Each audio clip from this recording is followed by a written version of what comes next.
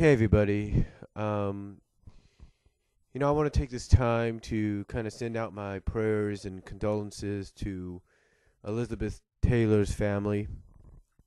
Um, for many of you that don't know who she was or why everybody's making a big deal out of her, and you're probably just discovering it now, Elizabeth Taylor has been was a movie actress for 7 decades or something like that.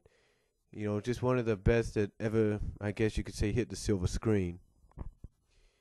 And yesterday when she passed, a lot of people said the same thing that a lot of wrestling media and even Hollywood media said about Freddie Blassie.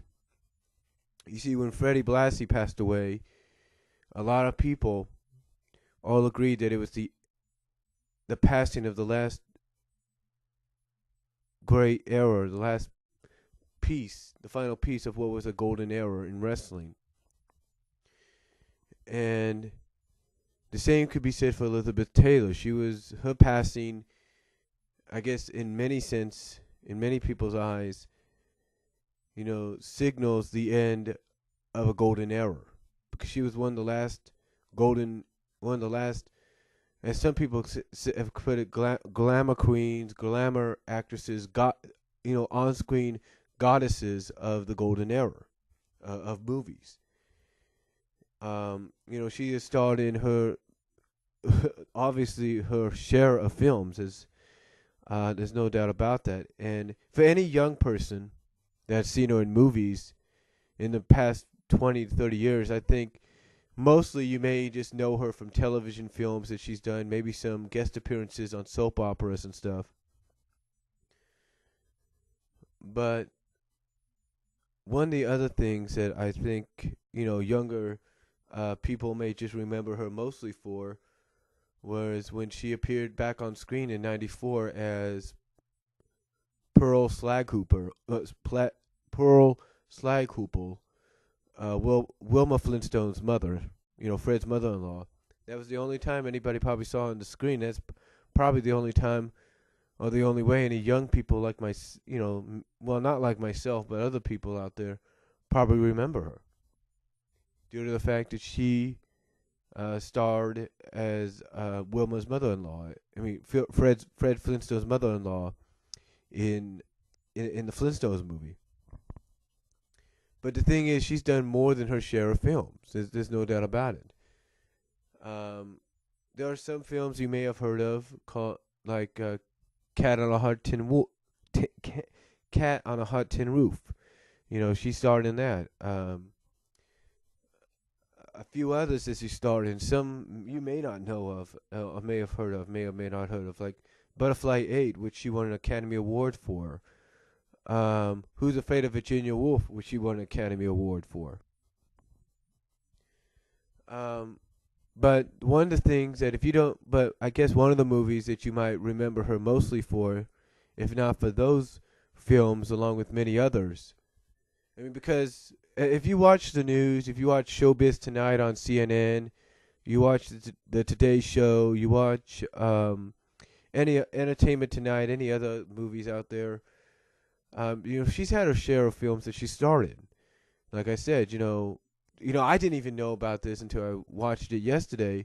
She's been starring in films since she was about 10 to 12 years old, like in Lassie Come Home and The National Velvet and movies like that.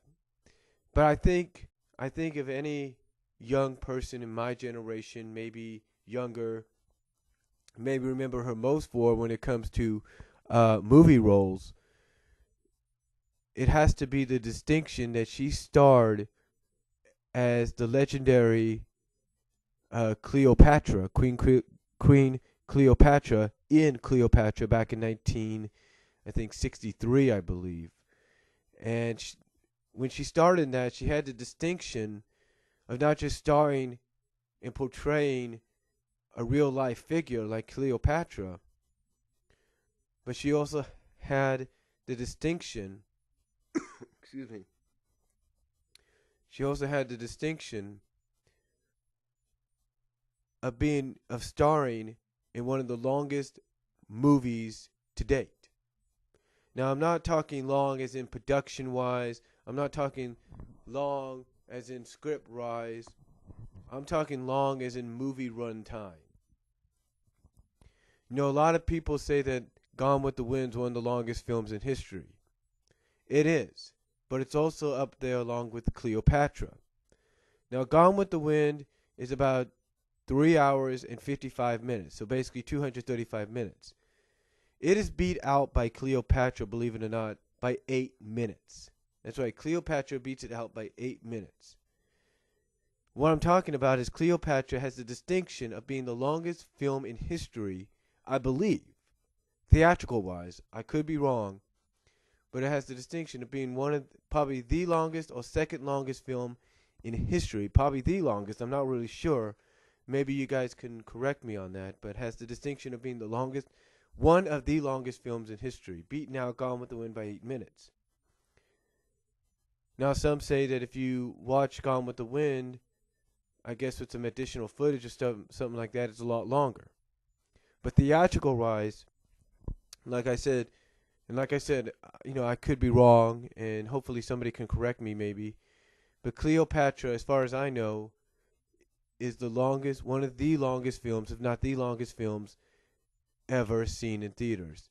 Clocking in at 243 minutes, equaling out to 4 hours, 3 minutes. And that, despite the fact that people have said it was a critical failure, but still won 4 Academy Awards, is one of the reasons Elizabeth Taylor is remembered as an iconic screen goddess. Is one of the last iconic screen goddesses of the golden era. Because I can only imagine, what she had to go through for this film. I mean, we hear that she had pneumonia.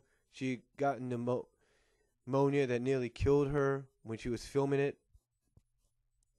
But I can only imagine, with the exception of the pneumonia that nearly took her life back then, I can only imagine the physical toll it took on her and her fellow actors and actresses to take part in this epic film. Now, you got to realize that when she did a film like this was back in the day, from the 30s to the 60s and maybe even the early 70s, to when you filmed, to when a theater showed a film of this magnitude, that they had to give people an intermission break. So after maybe 2 hours or something like that, when one scene would go to black at the 2-hour mark, they would say intermission, and they'd allow people to go get snacks or something like that. Nowadays, when a movie like this takes place, it's not as long, but they don't give you any intermission breaks. I mean, I remember when I went to go see Titanic in 97, and I remember when I went to go see Pearl Harbor in 2001. These films, as you know, clocked in at over 3 hours. But the thing is, they never gave a break to anybody. They never gave any intermission breaks. It was just straightforward all the way through. But that's what makes someone like Liz Taylor special in the eyes of many people, fellow actors, actresses, directors, film critics, and even fans of all generations. The fact that she was able to do this film, which, like I said, is probably the longest film in history. For her to do this film made her a star. No matter if it was not only made her a star, but solidified her status as a legend. Because it did not matter. I mean, take a look. She was about 31 years old when this film came out. And she was about 28 when they started filming. So you got to think, for someone at that age to do what she did. Yeah, she was young and everything. She was young enough and strong enough at that time, except for the pneumonia deal, to complete the film. But that's what credit has to be given, because she didn't even let pneumonia that nearly took her life stop her from finishing this film. And again, that to me solidified her legacy. Her legacy is one of the on-screen goddesses of the golden era. That, to me, again, solidified her as an icon. And that's who she'll be best remembered as. An icon who made films, some that you didn't know of, some you did know of, just by the titles. I mean, I'm pretty sure if someone would tell you Father of the Bride, the original Father of the Bride, or Cat on a Hot Tin Roof, some of you maybe not even known that the leading lady in those was Elizabeth Taylor. And when you find out, you're like, wow, I didn't know that. And some of us, like myself, are discovering that today. But again, because of those films, the ones she won Academy Awards for, and most importantly, for the fact that despite having pneumonia, she still finished and completed one of the most epic films in history, critical failure or not, in Cleopatra. I mean, and because of that film, she became known as Hollywood's Cleopatra of the present day. I mean, but in closing, there's no doubt that Elizabeth Taylor was one of the most iconic figures in history. There's no doubt that she will be best remembered for some of the best roles that she has done in movies. Best known for her fight against AIDS, and also to show that it didn't matter if somebody had AIDS, it was okay to be around them.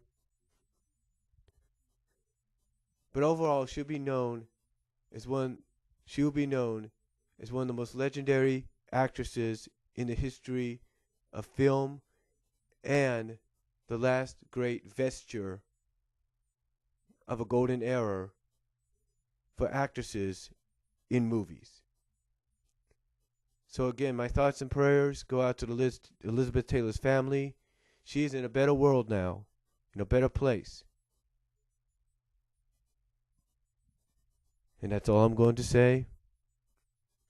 And in closing, thank you, Liz, for everything you gave me in generations before, and the generations that came before me, my parents, my grandparents, as well as the generations that are now and to come.